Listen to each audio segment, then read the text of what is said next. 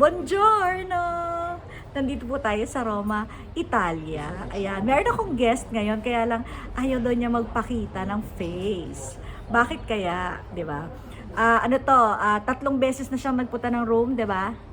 Oo. Oo, tatlong beses na siya nagpunta ng Rome. So, ako, pinagbigyan lang niya ako kasi magkikita-kita kami magkakaibigan dito sa Europa, kumbaga. Ayan. So, anong nakita mong pagbabago nung Rome before kesa ngayon, nung napunta ka? 2 times ago. Parang very, lang naman yun, recent. Wala, ganun pa din. Ang iba lang is, yung Coliseo, hindi ka, nasa bus lang kami dumaan. So, Parang yung this sa time Roman. mga ba. Okay.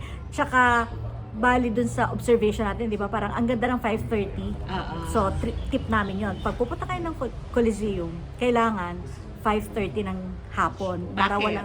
Wala ng tao. Wala ng tao. Walang kaaway sa... Yes, walang kaaway sa picture, sa selfie. Tsaka mananamnam niyo siya. Tsaka kasi sunset siya eh, di ba? So, ang ganda-ganda talaga niyang backdrop. Tapos, napunta rin kami ng Trevi. Fountain. Oo. So, ano naman ang nakita namin doon? Nakita namin na para palang meron dong, ano yun? Para may meeting de avance. Parang lahat ng tao sa Roma ay nasa Trevi. So, nag-throw lang kami ng coin kasi daw pagka daw nag-throw ka ng coin. Pero kami ang tinrow namin is ano yan? Barya ng Pilipinas. Kasi wala kaming coin na euro. Para daw makabalik ka ulit. So, nag-throw siya before. Di ba? Nag-throw ka before. Tapos ngayon nakabalik siya, hindi ba't magaling? Sa October. So, babalik ka ulit? Ilang months lang yun? November, December, January, February, March, October April, siya nandito. Bali, it's part of the Marian pilgrimage, yung una. Tapos yung isa, price niya yun na sa Merck before. Di ba? Tama ba? Kasama niya ang kanyang asawa na si Henry. Ayan. So, ano ba yung mga nakita namin? From the airport pa lang, dun pala sa airport, madali lang para sa matatanda kasi meron siyang ramp. May choice ka kung maglalakad ka o magra-ramp ka. Ewan ko kung sino yung matatanda. Pero kasi ako lagi nasa ramp. Pero FYI, 15,000 steps. Excuse me po.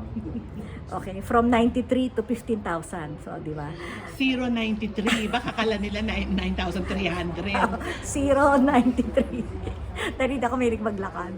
Di ba? So, yun. So, punta kami doon. Tapos, eto na. Huwag kayong magdadala ng mga gulay, prutas. Kasi yung kasama ko, itinago niya yung saging. So, muntik maging issue. Although, hindi naman siguro kinain niyang mabilis. So, di ba? So, yun yung mga nakita namin. Tapos, sa immigration. Oo, sa immigration. Tapos, bawal ang fruits. Oo, tingnan niyo yung mga, kasi may mga flag pala doon na, dito yung mga passport ng Australia, ng US. Yung hindi kailangan ng visa. Oo. Tapos kami, syempre, yung sa mga kailangan ng visa, di ba? So, pagka mag-asawa kayo, pwedeng together, or family, pwede kayong together na sa immigration. Tapos, ayan, lakad-lakad kayo, di ba? Tapos, meron naman mga cart doon, kaya lang, hindi siya readily available, parang hahanapin mo pa siya. Tsaka wala naman din siyang bayad. Tapos, so, lumabas na kami. Paglabas mo, hindi pa siya kaagad yung, kasi kami nasa tour kami. So, may mga parking pala doon ng mga bus. Tapos, meron doon din part na, ano nga yun, tungkol sa hotel? Hindi, kasi pagka nag-search ka ng hotels, where to stay in Rome, syempre doon ka sa maraming puntahan na bumaba po kami sa Fiumicino Airport, malayo yon. So pag doon ka hahanap ng hotel sa airport, konti lang mapupunta mo. Pero ang places to see talaga, malapit siya sa Roma Termini, na terminal station. Yan Roma Termini. Train station. Nakita namin po na meron pala from the airport, merong voucher or ticket na bus, number 15 and number 14. Yun ang sasakyan? Nabibilhan. Nasa sasakyan mo at makakarating ka na, ibahatid ka sa Roma Termini bus station. Doon ang maraming hotels. Okay. Tapos halimbawa kagaya namin naka-tour, di ba ilalagay niyo yung mga gamit niyo? Tip lang, dapat wag kayo yung pinaka-last. Dapat medyo nasa gitna. Kasi kuminsan maraming sasamang loob, parang kinukuha nila yung mga bagahe. So at least hindi yung inyo yung mauuna, mga pangalawa. Di ba? So, ayan. So, pagdating nyo pa lang, dapat naka-ready na kayo. Yung camera nyo, dala nyo na. From Dubai, inaayos na dapat ang mga gamit. Kasi pag nandun na siya sa loob, hindi na nila yan bubuksan. Kasi nga, marami nga masasamang loob. Okay? So, tapos after namin mag-airport, dumiretso kagad tayo Sa sa city center talaga. city center na talaga. So, mga ilang minutes yon? Ang tagal. Kasi matraffic. Oo, matraffic din pala lang rito. siya, malapit lang daw. Oo, malapit lang daw, pero matraffic siya. So, Yung mga 1 hour. oo. More than an hour. So, eto na. So, nagpark ang bus sa medyo may kalayuan, mga 800 lang. 800 meters away, ano. Tapos, so lakad-lakad. Kailangan talaga yung mga shoes nyo, yung mga, yung comfy ba? Yung comfy. Para pwede kang maglakad.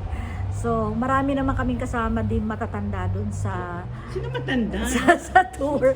So, medyo nahirapan Sino ba sila. sinasabi? Pero ako kasi, alas 9 pa ng gabi, okay pa ako eh. Nag-travel, naghahanap pa kami ng pang-dinner. Alas 9 ng gabi ng Roma. Oo. So, oo. anong oras Pero sa di ba Pilipinas? maaga, maliwanag ng hanggang 8:30 ba? 8:30 ng mga 9 maliwanag pa siya. So safe na safe siya talaga tingnan. Ako at ito pa, ibalita ako sa mga dalaga. Dito no, sobrang daming gwapo. Parang humubuhat lang ng bag o kaya driver lang. Parang pwede na, di ba? Ang gwapo talaga ng mga tao dito. Kaya ito ang the place to be. Kasama ng Greece, di ba? Kasi ang Greece, ganun din siya. So napunta na nga kami sa city center. Ano nga yung una natin pinuntahan sa city center? Spanish Steps. Yes. So ito, may tip ulit. Unahin nyo yung pinakataas. Di ba usually tayo pag punta ng Sa baba? Oo, sa baba. Di ba? At dahil tao. Meron ulit doon. Meron ulit na, Open. Hindi, meron ulit na maraming tao na parang pupunta sa Meeting, diba, Avance, diba? So, from the taas, may mga makukuha kayong picture na parang kayo lang o konti lang yung mga nasa background. At least hindi nyo kasama yung 5,000 people na nandoon sa loob ng Spanish Steps. So, ayan. So, andyan na kayo, picture-picture, ganyan. Sa harap noon, merong small trevi na tinatawag. Tapos, lakad-lakad kayo doon, tapos picture-picture. Andiyan ang Balenciaga, Prada, Mga luxury, Dior, oo, sa mga tabi-tabi niya. Pero syempre, hindi dyan ang mura.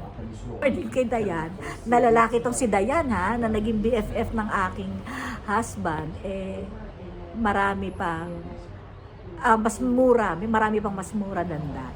So, ayun, napunta na kami Spanish. After ng Spanish, is lakad-lakad. Yun na yung Trevi. Pagkatapos ng Trevi, meron doon mga gelato. Kain-kain kayo. Ang presyo is 5 euro. Yung small scoop yun. Actually, 350. Pero pag gusto mo may libreng 5 euro. macaroon, 5 euro. Oo, 350 kung yun lang ice cream. Eh di syempre, nandun ka na.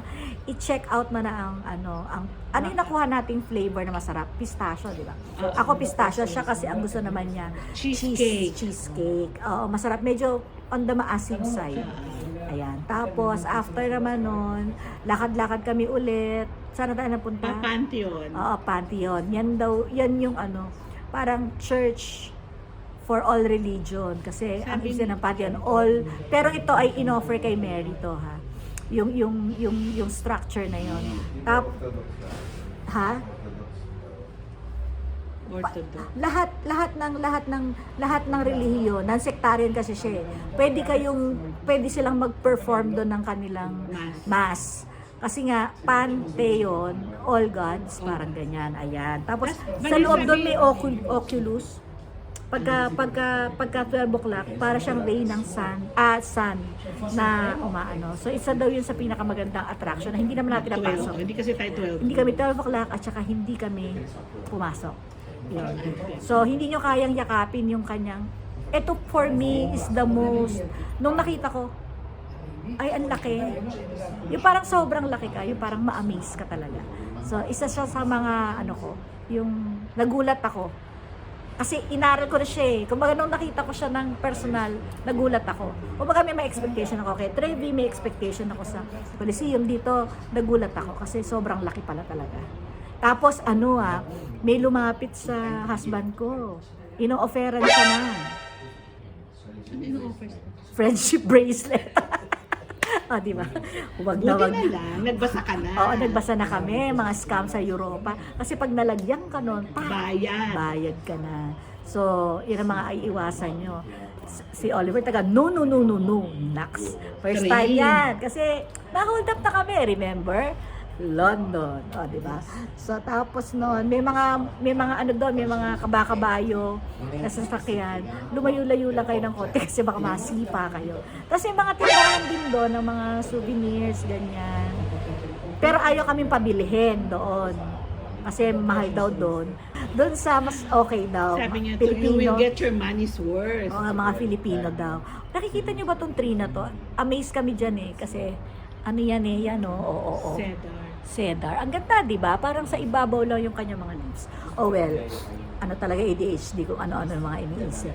So after naman namin pumunta ng Pantheon, yun na nga yung Coliseum. Roman Forum muna. Roman Pero Forum kasi ganun lang pa. Daan lang. Oo. Ano lang yun. Doon marami rin sana. Kaya lang kailangan papasok kayo. Pero ruins na siya din, ng oo. Old Rome. Ancient Rome. So, after ng Coliseum, yun naman Coliseum, may entrance din yun eh.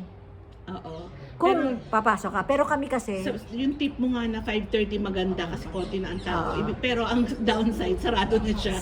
sarado. At saka, hindi naman talaga tayo, wala naman talagang libre dun sa tour namin na papasok kami sa Coliseum. Diba? So, tapos noon, uwi na kami. Etong sa Roma, dito kami sa Hotel Mark Aurelio. Nasa outskirts. Konti lang naman. Parang, pero maganda siya. Malaki siya. Unlike yung mga ibang, di ba? Dito kasi sa Europe, walang elevator, maliit yung CR, maliit yung room. Pero ito medyo malaki siya. Tsaka ang breakfast niya. Ay nako, parang isa to sa madami na buffet, food sa buffet na breakfast na ko sa Europe. Kasi usually wala. Konti lang, parang bacon, tapos meron ka lang bread, tapos coffee lang, o kaya egg.